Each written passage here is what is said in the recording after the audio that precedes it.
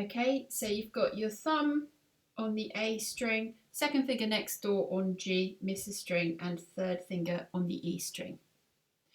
Okay, so don't do anything until I say to do that thing, otherwise you might end up in a wee bit of a jumble, okay? So play the thumb, play the second finger. Now keep the second finger just tucked out of the way and put the thumb back on the string where it was, which is the A string. Now play the third finger. Now put the second and third fingers back onto the strings they were before. So that's second finger on G and third finger on E. Now play the thumb. Now play the second finger. Now keep that second finger tucked out of the way, and you might need to move your hand a little bit. You can slide along the soundboard if that helps with your wrist.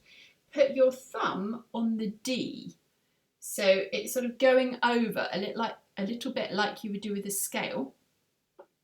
Then play the third finger, and now put your second finger on the C, so on the next door string to the thumb. Then play the thumb, and then play the second finger, and then you should have all fingers off. Okay?